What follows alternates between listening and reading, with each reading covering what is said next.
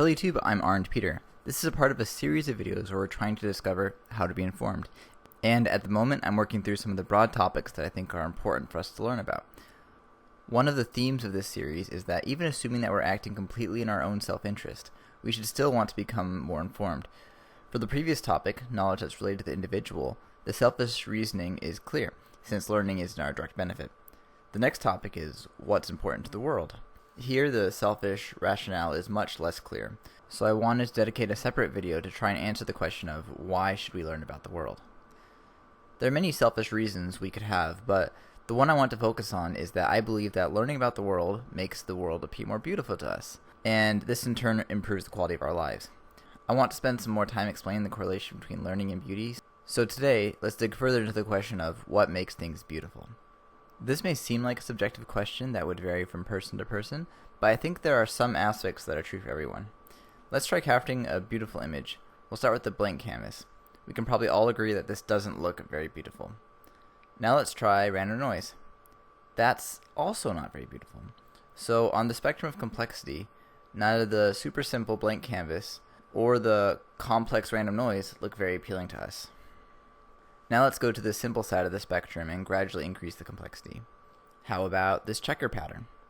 It definitely looks more beautiful than the blank canvas, but it's still not very appealing. How about this one? Now we're getting somewhere. This is called a Voronoi pattern, which occurs frequently in nature. Some examples include giraffe skin, cracked mud, or bubbles. Unlike the random noise, we clearly recognize a pattern in the Voronoi image, but unlike the checker pattern, it's difficult for us to describe exactly what the pattern is.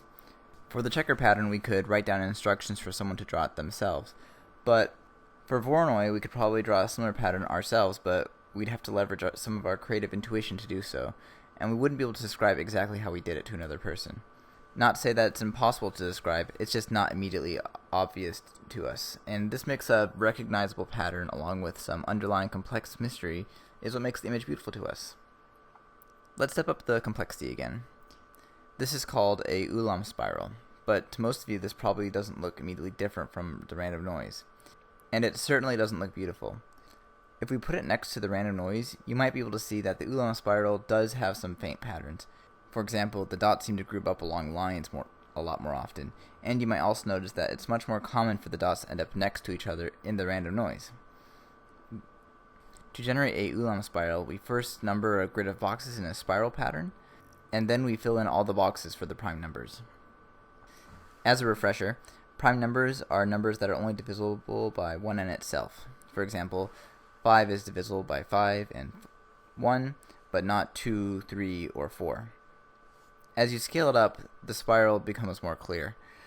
The pattern of prime numbers are famously difficult to predict, but drawing them in this way shows that there are some definite patterns. At the same time, there's still a mysterious aspect to the prime numbers, and this combination is what makes the prime numbers such a beautiful pattern. The takeaway I want to drive from the Coulomb spiral is that it initially didn't look beautiful to us, but after gaining more knowledge, we were suddenly able to perceive it as beautiful. Our ability to perceive beauty around us and notice patterns is directly correlated with how much knowledge we have. For example, a goldfish would have a very limited ability to perceive beauty. It would probably perceive the checker pattern in the same way we perceive random noise. Similarly, I'd like to think that there could be a hyper-intelligent alien race out there that would be able to perceive beauty in random noise, even though that's beyond our human abilities.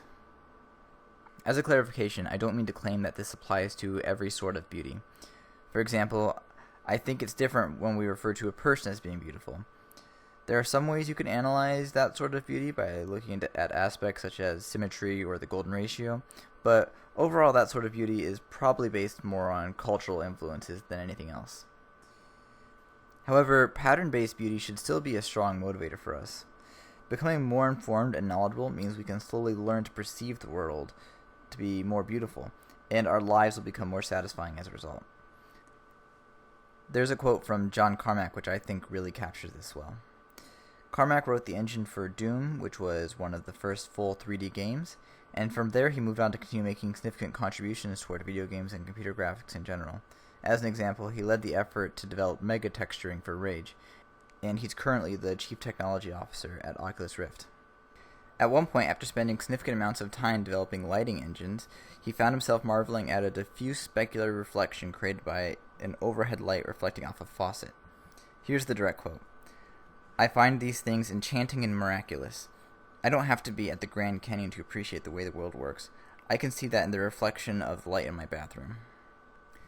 So, just like Carmack, if we put more effort into learning about the world, then we'll perceive the world as being more beautiful, and our lives will become more satisfying as a result. There's still a lot of choices when it comes to selecting which areas of study will be the most fruitful to us, so we'll spend the next video trying to resolve that issue. For today's additional resources, I'm recommending Masters of Doom. It's a book that covers the story of how John Carmack and John Romero created Doom. It's an inspiring indie game development story. There's also another video about megatexturing, which I mentioned as a project that John Carmack worked on. And also, if you're interested in how Voronoi patterns are applied, there's a video of how Pixar used it to generate dinosaur skin. So, all pretty cool stuff.